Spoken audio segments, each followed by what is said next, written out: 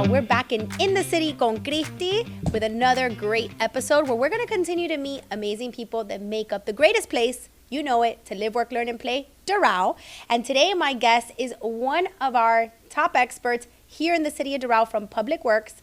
It's our assistant director from Public Works. Her expertise is transportation, though, which is why we're talking to her today, Rita Carbonell. Hello, Rita. Hi, thank you for having me. Thank you for joining us, for agreeing to do this. Let me tell you, not many of our employees would agree or subject themselves to being on my podcast.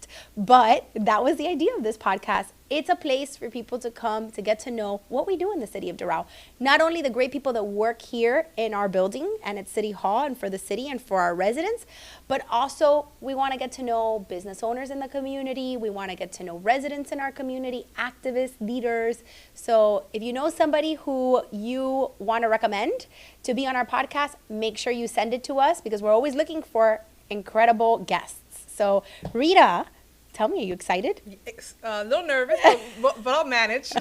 You're going to do great. You're going to do great. I've seen you in action and you know what you're talking about, which is always the best way to have a conversation about things that we all care about. Yeah. Transportation is a big deal in this city. As we've grown as a community, it's been a challenge. But I think we've faced it, you know, the obstacles well, and we've got a lot more to do. And we've had some brief conversations about that, so I want to have a little bit of that conversation. But before we get into what you call the nitty gritty of this conversation and what it is that Public Works does, what's its responsibilities, and then we're going to get right into what's your expertise, which is transportation. I want to talk about you. Sure. Just, you know, so people who are watching us in Doral, our residents, our business owners, our visitors, get to know who are the people that work in here. So Rita, tell us a little bit about you. How long have you been in the city of Doral? What do you like to do for fun?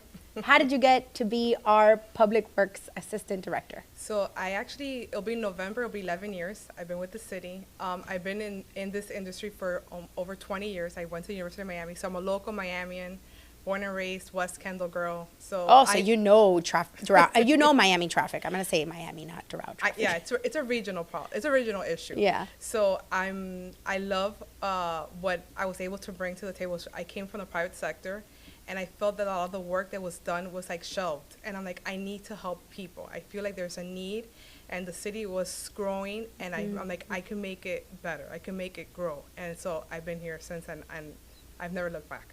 Awesome.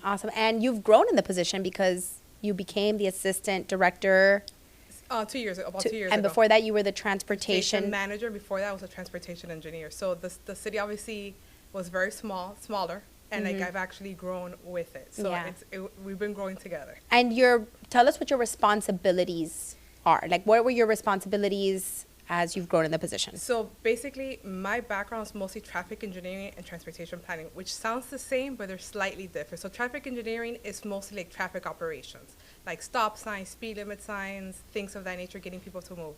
But transportation planning is a little bit more encompassing. So it's more like the trolley and like a transit, like things of that nature, like overall. So those two things go hand in hand. What does one study to become a transit expert or like a transportation expert? So I actually studied civil engineering at the University of Miami. I have my degree in that, but you could also do planning, but I did that's why I'm the traffic engineering portion of it, also component of it, because I do the engineering.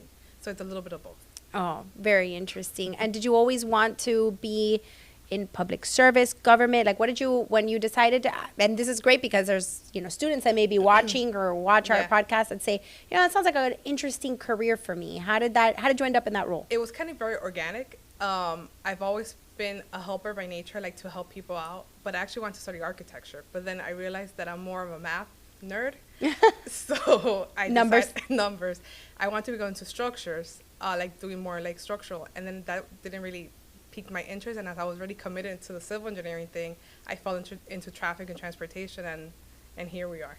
Awesome. So it wasn't premeditated. It was just kind of like organic. I kind of started to learn about that and went in that direction. The need, living in Miami, growing up in Miami, understanding that need, and like you said, a desire to help communities and help people. Correct. I love it. You're also a mom. Correct. Yeah. How many kids do you have? I have 2 kids. They're teenagers, 15 and 14 years old. So they're a lot of fun, actually. Gonna start driving soon? Or are they going to Uber and Lyft? My daughter who's Take older, public transportation. Correct. My daughter who's older, she is not really interested in driving. I've noticed that from, generations that are coming after us, and we'll talk a little bit about that. But I've noticed a lot these days when I have conversations with younger students that are getting ready to be in that age where they can drive. Like I remember when I was 16, I was like, the day before I turned 16 or the day I turned 16, I was like sitting at the DMV waiting for it to like turn to my birthday and the DMV opened and I got my license and I was on the road. I feel like that's changed a lot today. I feel it's no longer a status symbol. Like growing up, true. That was like a status symbol, but I feel now it's no longer, it doesn't have that. Not required. Yeah, exactly. Yeah. So, but my son who's younger, he's the boy and he's like, I'm driving. He wants the Mom. cool car. Not so much the cool car, he just wants that freedom. Freedom. Yeah. So I think it's a little scary bit as a different. parent. Yeah. Scary as a parent to think of your child with that much freedom. Very nice. And so you have born and raised here in the Doral area, working for the last... Almost 11 years. Yeah, I was going to say 12 years, so Yeah. almost 11 years, 12 years. And your kids go to school in this area? No. Well, I live like in West Canada, like unincorporated, just Okay. outside the city. So yeah, they go out to school. They go to school. Okay. So it's funny because when we said you were going to be on the podcast, we asked for questions. So some residents asked questions, and we're going to do that at the end. Okay. But one of the residents said that they had a conversation with you one time. I guess they called about the trolley, or they saw you somewhere at one of our parks, and that you mentioned to them that you're a mom, and they thought it was really cool to see how we've kind of empowered women in the city, and we have a lot of women professionals who are mothers, who have families, but also have very dedicated careers. Mm-hmm. And so that's why I wanted to highlight a little bit about you personally. Thank you. What do you like to do for fun, Rita? Outside of Doral. I like to travel. Who doesn't? So actually, it's funny because I'm like the opposite. Like I'm the city girl during the day, but when I'm out, I like to go hiking. Oh, and like fun. nature stuff. So you don't take public transport. I was gonna ask, when you travel, do you take public transportation? It's funny, I do. Like if I'm in a city, we rarely rent a car. I'm like on like I'll You'll use rent a the public scooter, transportation. Or I use the transportation. I become local. I read the maps. Like I'm the nerd. I'm the map reading the nerd reading the maps, like getting around us town. But usually, like when I travel with the kids, we go out to like nature. Yeah. Like, try to disconnect and get Yeah, some that's fresh always air. nice. It's Yeah. good for the kids too, to be able to disconnect and maybe get off their tablets for a little bit and have real conversations. Exactly.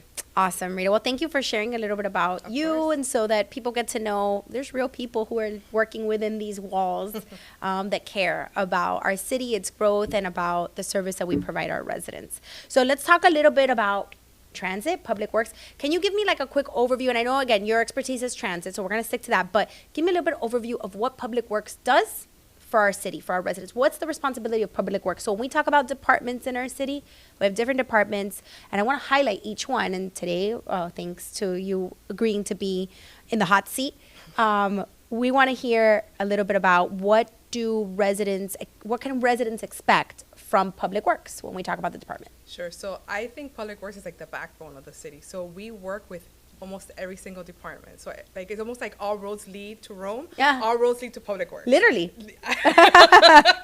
So basically, we keep the city running, like Yes. from picking up garbage on the streets to like building roads to doing traffic studies to like everything, to maintain the facilities, maintaining our fleet for the city.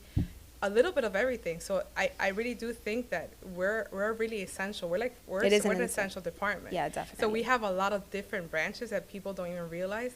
It's only that one time that it's not working that you take it, that you realize, wow, that you realize all the people How behind important. the scenes that are that produce day to day to keep Yes. the city running. Yeah. So to put it into just layman's terms so people understand, every time you see someone out cleaning a sidewalk, picking up trash, even, roadkill, which I get a lot of calls on this if Correct. there's roadkill and somebody comes and picks it up. And our city is so clean. We could always do better, but I think our city, we're so lucky. Like I've been to other communities and I drive and you can tell the difference about a community that cares. And actually this month is Plastic Free July. And we were out doing a video for Plastic Free July, and I was like trying to find trash on the floor to pick up and throw away, to talk a little bit about what plastic can do for the environment by pollution, but also keeping Doral beautiful, right? Which is an initiative of Public Works, right? Keep Doral beautiful. And I couldn't find any. And I was like, wow, that's really refreshing, is that there was no trash in our parks to be able to pick up and do the video. But, we're really grateful because those are the things that Public Works does. So everything from cleaning the sidewalks, when you see them out there cleaning the sidewalks or picking up fronds that are on the roads, to repairing roadways or infrastructure, which I talked so much about. You guys do our canal stabilization. Correct. where you oversee them. We have contractors that do it, but we don't do that in-house, right? No, so we do have the stormwater division. Right, the that stormwater does the plan, the design, right, and yeah. oversees the construction Yeah. and manages grants for us. Right. So when you see them out there doing canal stabilization, they're overseeing all of that. A lot of our road projects we do oversee, and we'll do some of them, the sidewalk repairs, Correct. The street sweepers. the street sweepers, the cleaning of the of the drains. of the drainage. Yes, I wanted to say los alcantarillados because Yeah. my Spanish, Spanglish kicks in. But yes, those are so important. Talking about that real quick, right now we're in storm season.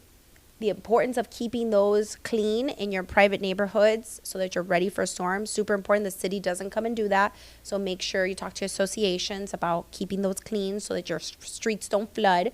But we are also always planning and managing floods and things like that, or that our roads have the capacity to withhold the types of rains we're seeing. That is everything Public Works does. And you also oversee our facilities. Correct. Really oversee a lot of our facilities, this building, the maintenance of it, the painting, The police department. the police department's building. So it is a big load, and one of our definitely our essential departments, but one of our biggest departments as well. Correct. And we're going to talk about that a little bit next.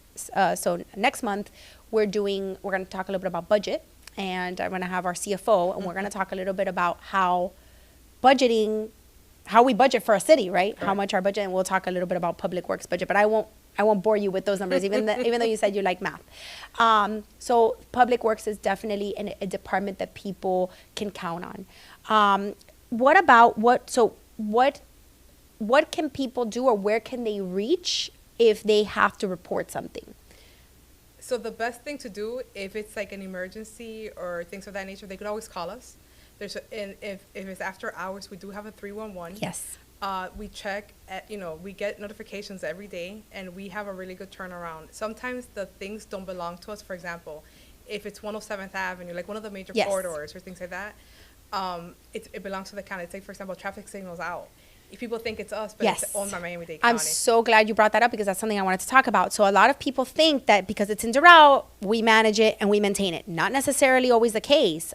Although the major roadways are managed and maintained by Miami-Dade County. So 107th Avenue, 97th Avenue, 87th Avenue, Doral Boulevard, 41st, 58th, 25th, 74th. All those main roadways are managed and maintained by the county. Plus, all of the traffic lights are also managed and maintained by Miami-Dade County. So we really depend on their quick response as well. We're pretty good about being on them. Yeah. I also wanted to mention our app. Super important. I know our family is a big user of the app. Whenever we see a street sign that is faded, doesn't look good, like, help us keep Doral beautiful, download the app. You can take a picture, load it, and they immediately get it, and they'll send you a ticket with the information on when to expect service for what you asked for. So our app is great. We're going to do a whole segment on our app as well. But I think it's an underutilized resource that the city has that connects us to all the departments and informing the department about what the public is seeing. Because, we're two eyes. We can't see everything, right? You're Yeah. 2 on 4. But imagine if you are out there, being our eyes, and in a respectful manner, asking us to fix those things, we're going to get to it. We're definitely going to get to it. And so I'm always encouraging our residents to utilize the resources we have to help us become a better city, a more beautiful city, a more efficient city. And so those are ways that people can contribute and help us do that. Correct. So talking a little bit about transit and how Miami-Dade County manages some of these roads, how we manage some of these roads. What do you think the role of the public's input is in playing a key role in public transportation, and how we expand that? So this is the thing. We're experts in making it work, but we need to make it work for you. Right. So I could plan something that I think is going to work, but if it's not going to work for the public, it's not going to work. Right. So to us, public involvement is always crucial. So we, through any project that we always have public involvement. It's like from day one. And I always tell people, bear with me. It's a process, but I'm going to make it work for you. The thing is that, unfortunately, because we are using taxpayer money, it's a process. I just can't use the funds willy-nilly like the private sector. Right. So there is a process, but I always tell people, before you see that first bulldozer out there, know that it's taking us years to get here. So I always and tell sometimes the it's public, a problem too, right? It's very difficult for the public sector to be up to the speed of the private sector. Correct. So the public sector is always going to move slower, unfortunately. Because the thing is that we have to make sure that the public funds are being utilized. No, it's transparency. It's there for a reason. I wish it would move a little faster sometimes, but that's just the reality of how it functions, 100%. Let's talk a little bit about the trolley. Sure. That's your baby, the trolley. When I came in as a council member 11 years ago, we had 2 trolleys. We're up to 17. Oh, 17. Yeah. Was that including the 5 we just bought? So no. Okay, we that's have another what I thought. 5. So when I started the city, we had 5. Okay. And we have been procuring them. The thing is that the trolley started as a pilot program. It really started as a 2-year program to see if it was even feasible. This is before me. And we had 2 trolleys that we were leasing. Because the things we didn't know we were going to buy them. If we were going to stay into this thing. So with the success of it, we have been able to grow it, and it's grown organically. Yeah. Based on the need of the city. So actually, we did a study about a couple years ago. The thing was that the time of the study was just crucial because it was right before the pandemic. We adopted that study, and the pandemic came. I remember this in 2019. Yeah, the pandemic came, and we didn't know how our funding was going to be, so everything was put to a grinding halt. Yeah. So what happens is we had this plan. If we were to start the study from scratch, how would it work?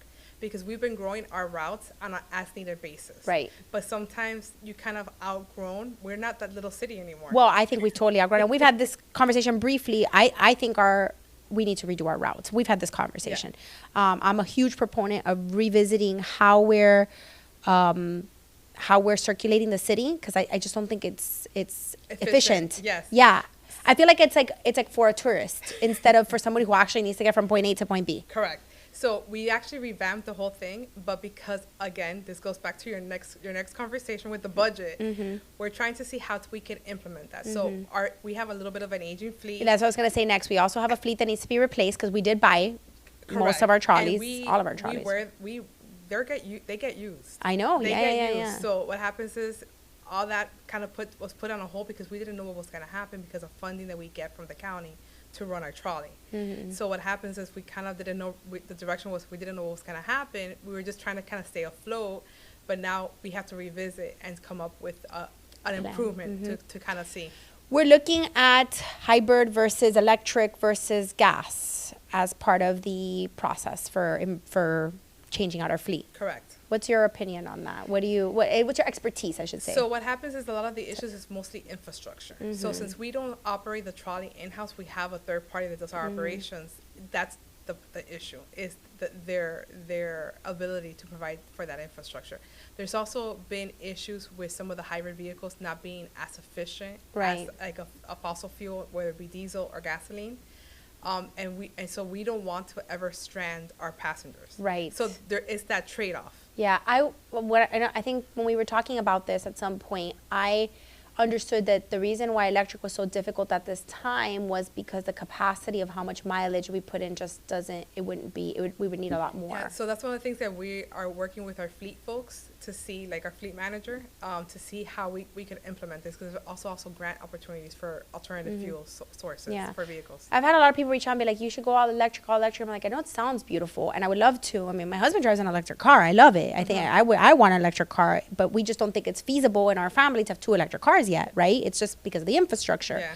So I don't know that it will work for a fleet like ours we need it to be reliable. Correct. So that's the issue that we've been having. And that's the biggest problem with public transportation. If it's not efficient, it's not reliable, if it's not easier to use, people won't take it. It's also got to be cost effective. In this case, it's free for us, correct, right? But, I always talk about, my husband's a big public transportation user. Yeah. He takes Tri-Rail. and then he takes a scooter to his place of work, and then he goes only like 3 days a week to Boca, where one of the offices is, and he uses public transportation to get there. He won't drive because it's cost efficient, it's reliable. He gets there quick. He's able to utilize his time on the train for other things. So public transportation can work, but it's like you said, it's got to work for you. It's got to work for the end user. So that's considered, he's a choice rider. That's what Yep. that's considered a choice rider. Yeah. Not transit dependent. No, he's not transit dependent because luckily we do have our vehicle, but really for time efficiency, for cost efficiency, even risk, because, you're on the road, you're likely to get into an accident the more you're on the road. And so when we did all the the cost analysis, the benefit versus cost, it made sense for him to take the public transportation. Now, sometimes when it rains, he'll be like, I'm not gonna, he'll take his car just because he takes a scooter. He could also take an Uber, but then that cuts on the savings he has. Yeah, got it. So it's a trade-off. yeah, it's a trade-off. It's a trade-off. So we make it work. And more people should try and make it work and make it, more efficient. But I do look forward to working with the department to enhance our trolley system, make it better. I've talked a little bit about what's called, and I learned this from you and from the studies we've done here. I seem to think that what we call the grid system would work really well in our city. I may be wrong, and it's a discussion I want to have, but I think that if we have a trolley crossing in every major intersection or street in our city, it would make it a lot more efficient and easy to understand the system, to utilize it, and to get from point A to point B quicker.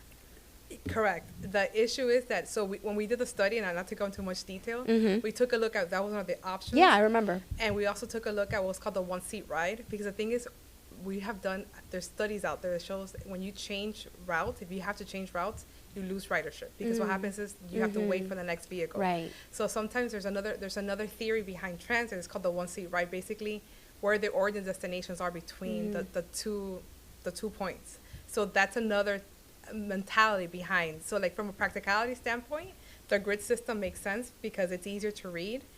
I guess you just need to make sure that they're coming often. Correct. But then another theory is the one-seat ride, like, where people going and coming to. So that's almost like magnets, you know what I'm saying? So we took a look at that. That was one of the options that we also took a look at. And we also took another one that's called the hub and spoke, which but right now we don't have a hub. Correct. Which is something we're looking at, is to create a hub. Yeah. So there's great. different theories behind the madness. So here's a question we got from a resident. If someone needs help with public transportation, who can they contact and where? They call us directly. Okay. So you could call Public Works directly. Can you give us a phone number? 305-593-6740. Okay, we'll put it on the screen.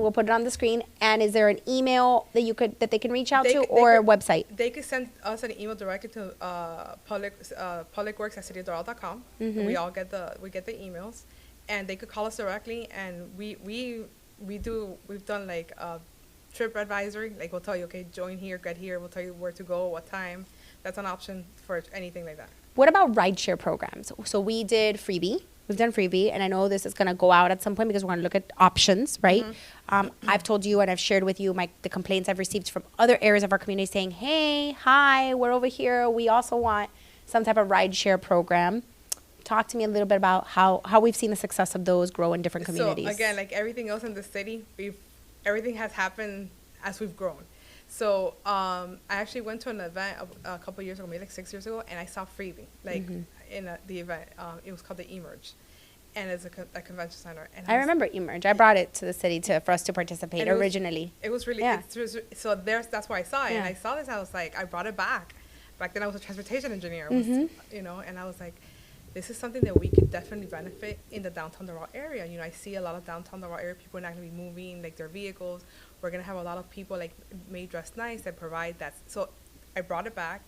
At that time, they were the only type of provider of that thing. So we were able to waive the competitive bid process and bring it in as a pilot. Again, pilot program, always a pilot program. But the thing is that the success of it, people want it somewhere else. So now, like, that contract is about to expire. Yeah. Because the thing is that we want to go out to bid to provide something better for the entire city, not just the urban area. Yeah. So and we had a pretty exciting meeting recently with Uber, and I think we may be trying it soon for hopefully for 4th of July. We'll give it a try. But where they could maybe offer something like as a pay what you use service to get people to connect like that final mile. one of my big projects, which you guys helped with a lot, was the Doral FIU trolley that connects that final mile. Gets students, it's outside of our city, but it gets students to FIU. And it's one of the highly utilized routes. Yeah, that's our newest route. Yeah, and I think it's so well utilized because it's a direct route. People know where they're going to end, where they're coming from, and where they're going. Correct. Right? I think that's what needs to be our focus. The FIU trolley route for me was I think we worked on that for like 4 years with FIU and finally got it done. And then we got grant money for it. It was the TPO that gave us, we got a grant because it met the goals of meeting that final mile. Yeah, correct. So we got a grant. It actually expired like earlier this year. It was a 3-year grant. Yeah. We got to get more money. I got it. Okay, so we're running short on time. Okay. I like to keep these short and sweet so people actually watch them. Got it. But I do want to ask you one more thing because it's a big topic of conversation, parking. Okay, the hot topic. Yes. Parking's changed as the cities have grown, right? And our city's in that spot. And, I was originally one of the ones against paid parking. I didn't want to become that city. But the truth is, our public parking was becoming parking lots. People were really abusing of this open parking space. So basically, it was becoming a benefit for no one because cars were not, turning over. People were using it as additional parking, even for businesses. And then you were seeing commercial vehicles. So tell me a little bit about the parking and why you think that this is a benefit for our community. So a couple years ago, our director came to me and he's like, well, we need to start doing something about parking. And I was like, yeah, I see that. Yeah. So the thought was to come up with like a holistic parking thing because every area has different problems. So sometimes you have the truck parking, you have people parking on the right of way, and we had no teeth in our ordinance to implement or do any enforcement. Mm-hmm. So we were getting complaints. PD couldn't do anything. Code couldn't do anything. They're like, we can't do anything. Now everybody's calling us to come enforce parking, by the way. So we knew there was an issue. Yeah. So what we did was, again, I am like the goodwill ambassador for public works. Mm-hmm. I go out there and I do public outreach and I talk to people and I like to hear the problems again because I'm not going to do something that I think is going to work for you if it's not going to work for you. Right. So we had a lot of outreach and we were trying to see what we could do and so we did like a lot of we did a study and we came up with recommendations. From there we wrote the ordinance and we amended our ordinance to come up with a parking program. But then the thing was like, how do we enforce it? So as we were doing due diligence, I called Miami, and they said, well, we are our quasi-owned entity. Right, which is the Miami Parking Authority, who we use. Correct. And then we enter into an agreement with them, interlocal agreement, because we're two governmental Correct. agencies, Mm-hmm. So this is where we're at. So the thought was that we've had a lot of issues because, again, like you said, the groomers. The thing is, there's a lot of HOAs here, and they don't allow. We're not identifying anyone industry. But sorry. That's okay. Whoops. All the industries. There's even like big, what's it called? Industrial camiones. Like the semis. Yeah, the semis. Thank you. Yeah. So the issue is there's a lot of people that are not allowed to take those work trucks mm-hmm. into their HOAs. Correct. And so they park it on the public streets. And I don't blame them. Yeah. If it's there and there's no enforcement, yes, absolutely. So what happens is a lot of the businesses in this area are now starting to develop, and we don't have that availability for parking. Yeah, we just don't have that luxury anymore either. Yeah. Correct. Yeah, and the idea is to make the city look beautiful and things. So I was convinced after thinking about it, but we also implemented a resident rate. So this is not a effort to tax our residents more, rather to create more service for our residents by creating turnover and public parking that's actually for you, for our residents. So it's a big educational campaign. I think people are now getting it. We're getting calls like, when are you going to start enforcing over by Legacy Park and that area? It's coming. When does that roll out? We haven't have a date yet. Okay. But that's something that we got to talk internally to see when we're going to. Yeah. So the idea is to roll out in those areas because we rolled out in downtown Doral first. They've shifted, right? It's like a domino effect, and they've migrated. So we're coming. We're going to do it because we understand the benefits. We understand some people are not happy about it, but allow us to help you understand why it's a benefit for our community and for you, and that we really are looking out for the best interests of our community and being able to offer our residents what it is, public parking for you. So anything else you want to mention about the parking, where can people get more information if they need we it? have a link, cityofdoral.com/parking.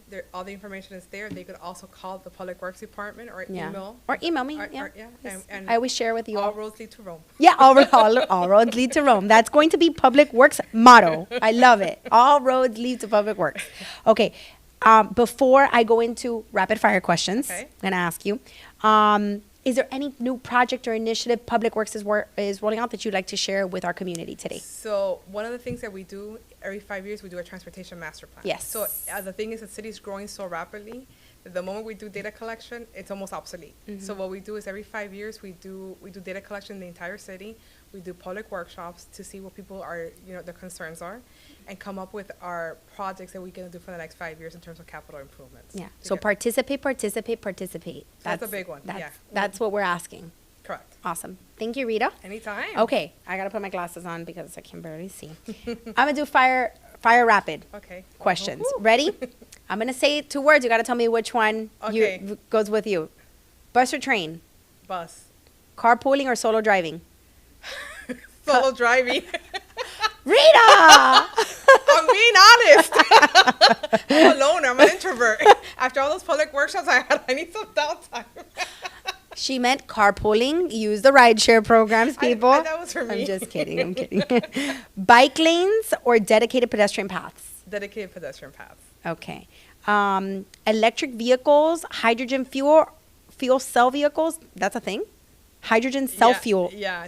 Fuel cell vehicles. Yeah. Hydrogen. Okay. Well, electric vehicles. Because that's a very innovative idea. Yeah. I hadn't even heard of that. Hydrogen fuel cell vehicles. Yeah. I got to talk to about people who send this to me. I mean, that's like some information there. It's also a mouthful.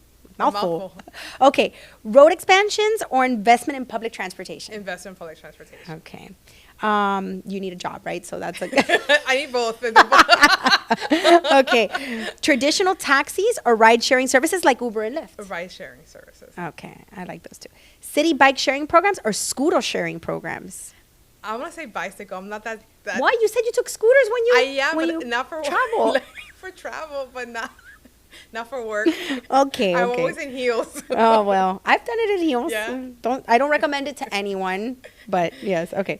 Traditional parking lots or smart parking systems? Smart parking systems. Traditional gas engines or hybrid engines? That's the same question. Let's do hybrid. Hybrid. Okay. High-speed rail or domestic flights? Probably flights gets me farther. Yeah. For my I wish personal we thing. had more abilities to high-speed rail. Yeah. It's funny because I'm actually, okay, I can't share because then I'm going to ruin the surprise, but I'm looking at a travel plan in Europe, and I'm like, it's so convenient to have a train that takes you, you can literally get from one country to another or from one city to another in like a matter of an hour or 2, which is incredible. And I actually studied in Italy for a little bit, and we took the train everywhere we went when I was there, and it's something that I wish we invested more in. But toll roads or congestion pricing? Congestion pricing? What is congestion pricing. I'm assuming congestion pricing means it's like variable it's variable. You know how when you're on the expressway it says like when there's a lot of traffic, I'm going to charge you $5 to use this. I like that one. Variable toll rate. Awesome. You did great. See, it wasn't too hard. No. All right. You took it easy. No, of course. Thank you, Rita, for allowing me to interview you, for sharing with our community what it is that you do and what Public Works does. Such an important department that I don't think gets enough credit, is not seen enough. It's kind of behind the scenes, but not. Yeah. So we invite you to learn more about our Public Works department. Check them out on our website. Reach out to us if you have any additional questions. There's so much more we didn't even talk about with Public Works that they can help with, that you can learn about. Maybe we'll have to have someone else from construction or something out here to talk about infrastructure and road projects and things like that, and beautifying our city and how they can help. If you live in an association and you're looking at improving your community, they can also help with a lot of those things. So thank you very much for joining us for another In the City con Cristi episode, where we get to meet incredible people that live, work, learn, and play here in the city of Doral. If you have any suggestions for who you'd like to see on this podcast, send us an email at mayor@cityofdoral.com. Thank you. We'll see you next time. Thank you. Thank you.